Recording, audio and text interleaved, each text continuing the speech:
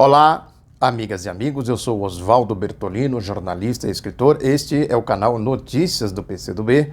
Antes de tudo, quero pedir para vocês compartilhar, dar o like, se inscrever, comentar, enfim, ajudar a impulsionar esse canal. Isso é muito importante para esta iniciativa de ter um canal de comunicação com este perfil. Nesta série eu estou analisando a Revolução Russa, que completa 102 anos agora em novembro. A Revolução foi feita em outubro pelo calendário antigo, mas no calendário novo é no mês de novembro, por isso ela é conhecida como a Revolução de Outubro. Eu estou analisando com base num livro que foi publicado em 2017, no centenário da Revolução, pela editora Anita Garibaldi e pela Fundação Maurício Grabois, que é uma coletânea de artigos abordando diferentes aspectos da Revolução Russa. Eu já falei do prefácio da presidenta do PCdoB, a Luciana Santos, já falei também da primeira parte do artigo do Renato Rabelo, que é presidente da Fundação Maurício Grabois, um dos ideólogos do Partido Comunista do Brasil, sobretudo nessa fase após a queda do bloco soviético, da União Soviética. Na primeira parte, ele falou dessa questão básica que é o poder, a relação do partido com o Estado, né, os fundamentos básicos das condições para se construir o socialismo e fazer o seu desenvolvimento. Nessa segunda parte, ele começa aqui dizendo que no debate acerca dessas questões de fundo sobressai uma combinação de fatores que abrangem o contexto histórico atravessado pela primeira experiência socialista do mundo, vis-à-vis com as questões gerais, universais do projeto clássico de emancipação socialista. A premissa, a fim de uma adequada compreensão, assim pensamos, passa pela questão-chave que percorre toda a análise, os dilemas históricos situados na realidade concreta da construção do Estado soviético. A tentativa de construção do Estado soviético nos moldes indicados originalmente por Marx, da sua leitura da experiência da Comuna de Paris de 1871, depois retomada por Lenin na obra O Estado e a Revolução, em 1917, não foi precisamente, como sabemos, o que prevaleceu como modo dominante de Estado na União Soviética. A mobilização determinada da luta pela sobrevivência e emancipação do poder soviético levou o partido a se sobrepor aos meios de controle democrático outorgados na Constituição dos poderes soviéticos e distantes das formas de democracia direta e participativa à luz da efêmera experiência da Comuna, assinaladas as experiências por Marx. É uma questão importante, a questão aí da democracia socialista, né? Como ela foi concebida e como ela foi aplicada ou, de certa forma, até cerceada, né, nas condições, como o Renato Rabelo disse na primeira parte do artigo, em situações concretas muito adversas para o socialismo. Prossegue ele dizendo que a prevalência institucional da fusão partido-Estado remete à discussão das formas de democracia socialista, evidentemente situadas em um contexto determinado. Esse debate é enriquecido quando se traz à superfície a visão estudada por Marx na crítica ao programa de Gotha, quando ele delineia que o socialismo é um extenso período histórico da transição entre o capitalismo e o comunismo, cujo princípio distribuidor da riqueza no socialismo é, entre aspas, de cada um segundo as suas capacidades, a cada um segundo o seu trabalho. Portanto, pode transcorrer nesta longa transição, a partir do início, a adoção de formas variadas de propriedade resultante da sociedade capitalista, sendo o trabalho a medida da distribuição da renda e da riqueza. É também de Marx a visão esboçada de que a nova sociedade nasce das entranhas da velha sociedade. Disso se deduz que prevalece nas pessoas a motivação para o trabalho, nem tanto a visão de sua distribuição criativa, a universalização do avanço civilizacional. A isso veremos de forma atualizada mais à frente, diz ele. A sociedade ainda está envolta pelo predomínio de visões particularistas nesse começo do período prolongado. E nem mesmo a mudança da infraestrutura reflete uma mudança imediata na superestrutura e, sobretudo, na consciência social das pessoas.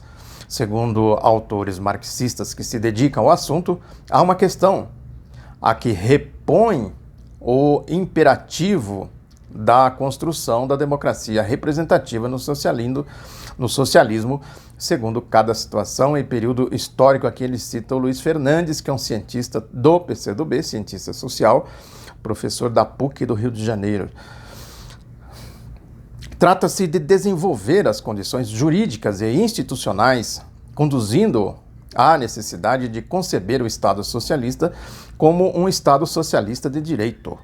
Este propósito, a primeira experiência histórica de construção do socialismo, em condições excepcionais e peculiares, não conseguiu alcançar e resolver. No terreno do dilema do desenvolvimento da economia na experiência soviética, se exprime de maneira relevante o dilema da produtividade ou da inovação também. Ele pega aqui uma formulação do Luiz Fernandes. A não sustentabilidade do sistema estava na própria ordem natural dos acontecimentos. No capitalismo, há mecanismos indutores próprios de sua natureza anárquica, que consiste em destruir para construir. E para enfrentar a concorrência e crescer, os empresários são levados a introduzir aceleradamente novas tecnologias, não obstante o elevado dano social resultante disso, não sendo este o seu interesse. No caso da União Soviética, tendo conseguido ultrapassar a etapa inicial de suplantação do atraso herdado dos tempos do czarismo, a experiência não alcançou a necessidade de estruturar um mecanismo econômico indutor da inovação equivalente nas condições do socialismo e nas suas etapas decorrentes.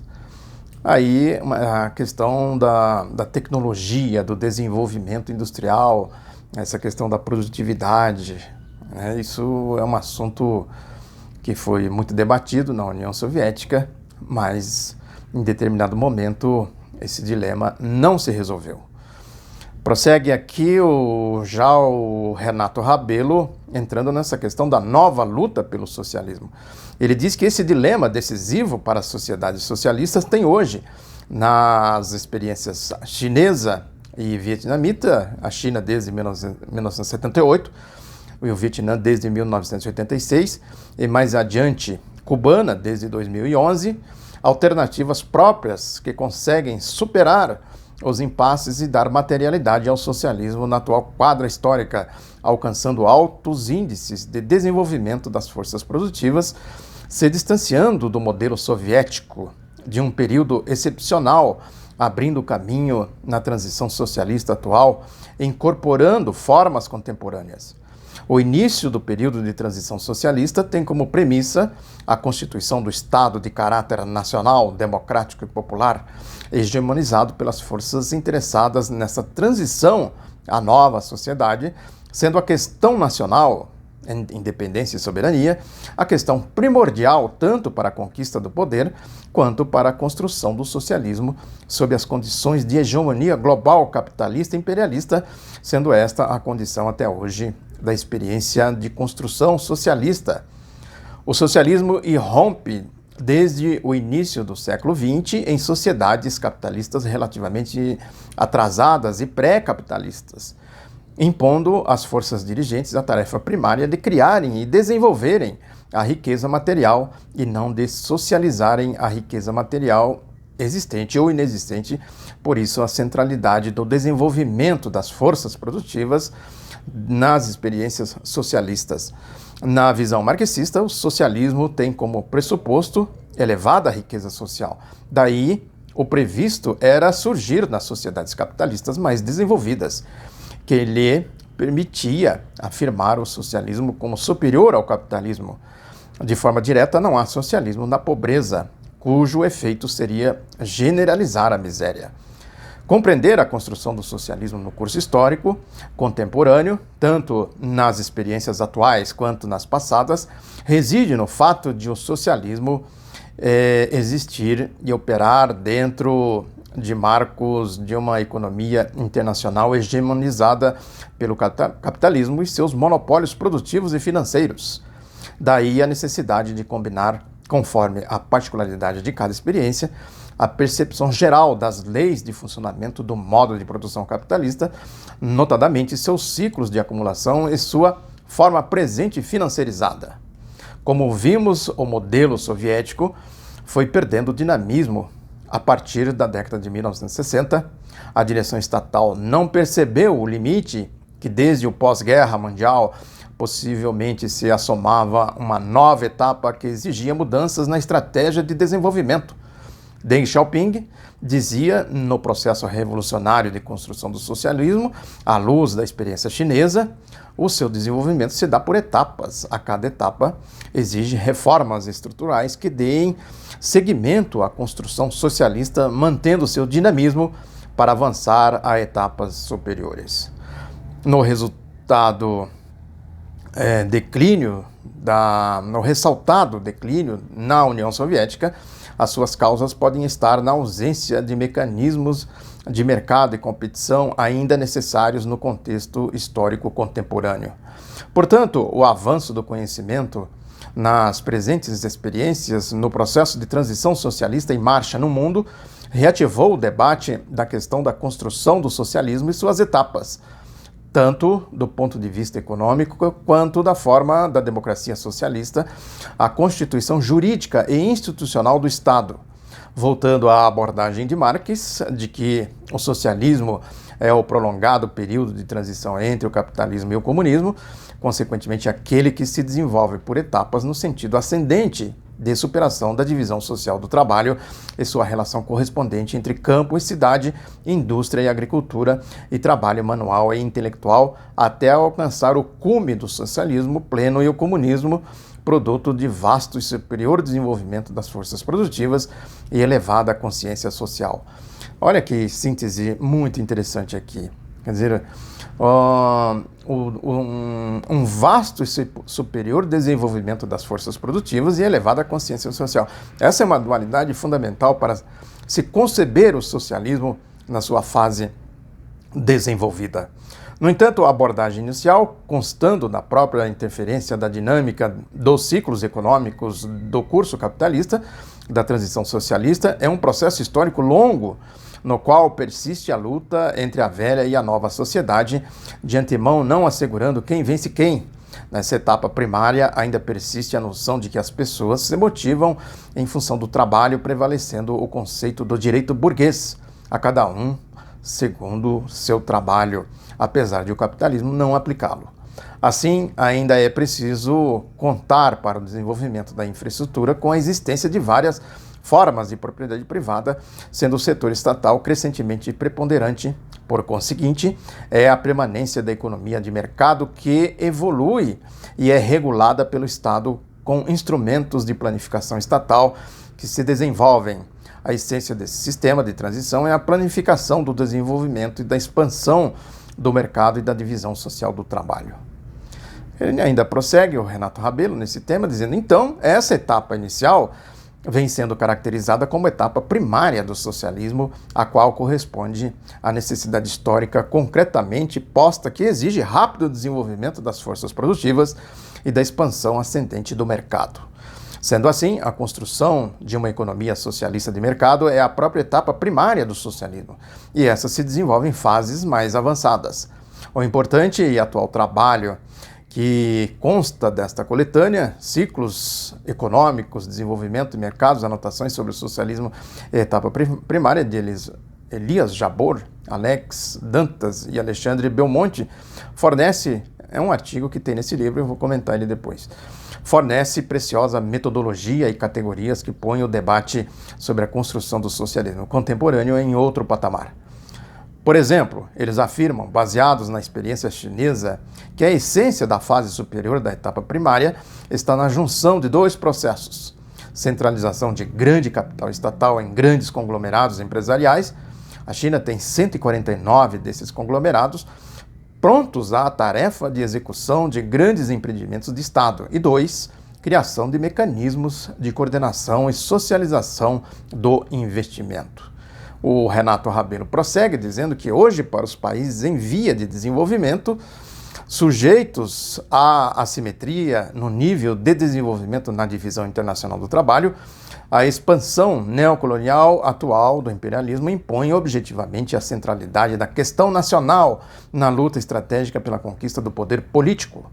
E, como a experiência tem demonstrado, a correta relação em um programa que combine a soberania nacional com a questão social e a causa democrática compõe uma mesma realidade e tem sido fator da vitória das forças avançadas. No curso dos processos de democratização, na viragem progressista latino-americana, a expressão política das forças de esquerda e progressistas esteve associada à causa da democracia. Isso permitiu acumular forças na resistência contra a dominância neoliberal, resistência que depois avançou com a vitória em eleições nacionais na forma de coalizões de centro-esquerda em regimes presidencialistas com fortes lideranças populares. A resultante forjou alternativas que, em geral, seguem a estruturação do novo projeto de desenvolvimento nacional, associado a uma linha de integração voltada para o desenvolvimento regional, sendo que alguns desses países, como Venezuela, Bolívia e Equador, relacionam esse desenvolvimento nacional com a perspectiva de construção do socialismo no século XXI, em uma experiência recente e ainda a desenvolver sua causa. É importante lembrar que ele escreveu esse artigo em 2009 e ainda não existia essa cadeia de golpes, esses acontecimentos aí dessa ofensiva ditatorial da direita aqui na América Latina. Prossegue ele ainda dizendo que pode-se ainda considerar no caminho do desenvolvimento nacional, em países do Sudeste Asiático, distintas experiências neoliberais impostas pela hegemonia do capital financeiro internacionalizado. Tem prevalecido a via de um projeto nacional de desenvolvimento autônomo próprio, sob a condução indutora, controladora e planificadora do Estado. As metas de desenvolvimento estão no centro e são prioritariamente perseguidas, e não as metas de inflação. Esses países têm alcançado elevados índices de desenvolvimento, destacando-se a Índia, que já é a sexta economia mundial. Aí ele vai para o encerramento, dizendo que, por fim, quero assinalar que no Brasil, o PCdoB, no seu programa vigente desde 2009, tem como rumo alcançar o período de transição socialista. Tendo em vista esse fim e como meio de abordar esta perspectiva revolucionária, o programa delineia o caminho estratégico da construção e aplicação de um novo projeto nacional de desenvolvimento. O programa justifica que nessa nossa época, a superação das contradições estruturais e fundamentais da realidade brasileira ganha a dimensão de conquista estratégica. E, conforme indica a tendência histórica objetiva, a solução viável hoje é o novo Projeto Nacional de Desenvolvimento, Caminho Brasileiro para o Socialismo, encerra o Renato Rabelo. Enfim, esse aí foi a parte, vamos dizer assim, inicial do livro. O artigo o prefácio da Luciana Santos, este artigo do Renato Rabelo, que dá aqui bem uma medida, né, do que vem pela frente, do que este livro está analisando a respeito do socialismo dos 100 anos da Revolução Russa de 1917. Reforço o pedido para você se inscrever, para você dar o like, para você comentar, para você compartilhar, para você ajudar a divulgar este canal Notícias do PCdoB. Um abraço e até a próxima.